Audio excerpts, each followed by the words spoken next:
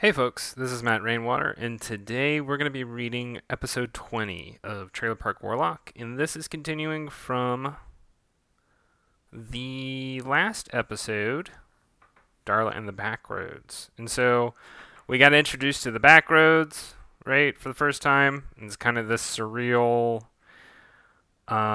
mystery area in the backwoods of Colorado. And this is where the elves live, where the fairies live. It's kind of like an alternate dimension a little bit. But anyway, we're gonna take off where we were. Darla is walking through the darkness. Her hat is glowing now, and she's being followed by fairies through this surreal crystalline area. All right, let's go.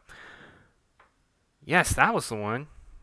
You really missed out. I didn't see that episode. No way. Did you really say that? That's what I heard. It's quite funny. So, like, all these fairies are talking while Darla's walking. She's feeling a little bit, as we also saw at the end of the last episode, she was starting to put on some sigils because she wasn't feeling particularly safe. What terrible power you bear.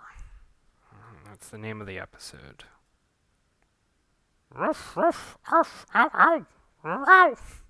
We have this dog that's wearing glasses, so very similar to the man in the previous episode who was wearing the same glasses and also standing near a street light and a bus sign. The dog keeps barking.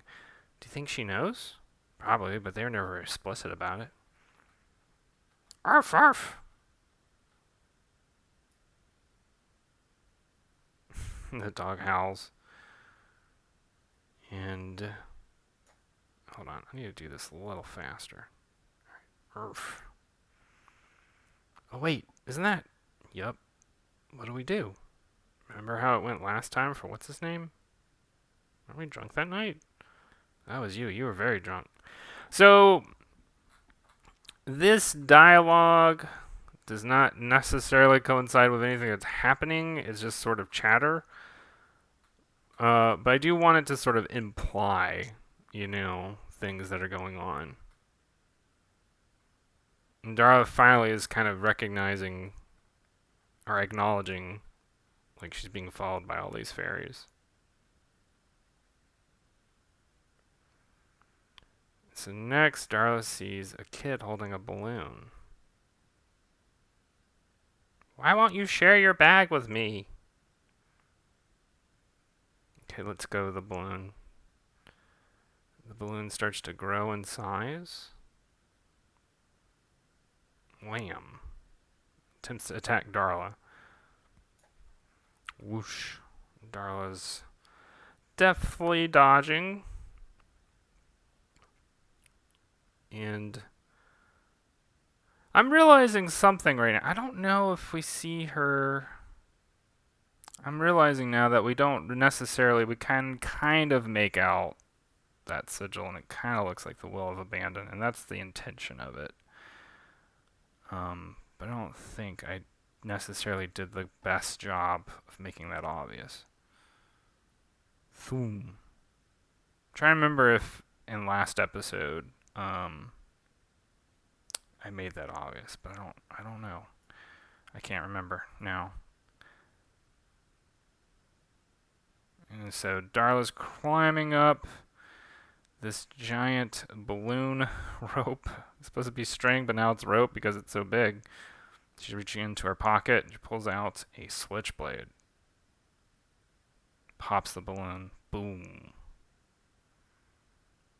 It's a very quiet episode in terms of dialogue, but it's very action-packed, isn't it?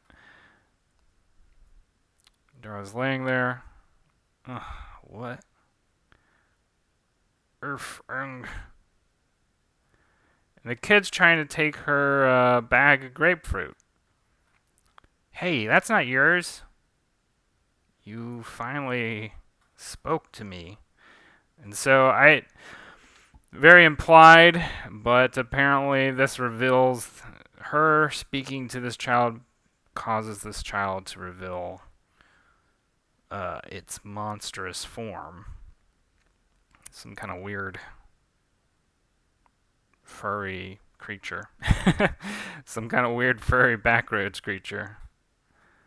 So Darla starts running, begins to transform, and so this is the first introduction to her bull spirit form, which we see much later on in the season. And we see again much later on in the season.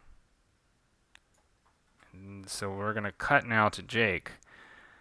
And I like this because this is a reference back to season 1. So you're telling me the moon just decides to fix itself one day? We have videos, thousands of them, all indicating something, we don't know what, came from the Earth and pieced the moon back together. And Jake's just sitting in the truck drinking. Doom. Holy.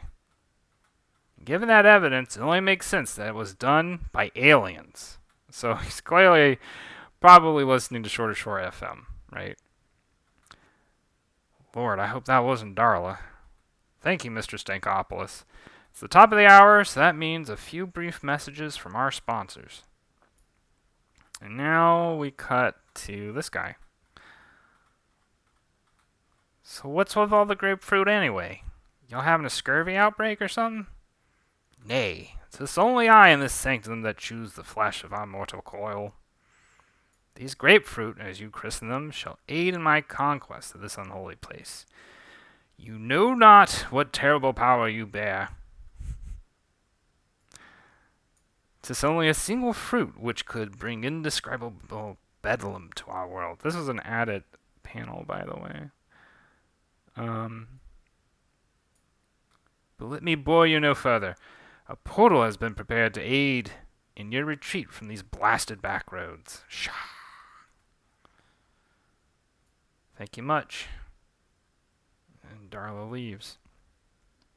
Till next time. So, some thoughts on that episode. It's a very simple episode, and it does establish things that come back up later on in the story. So, like the Backroads,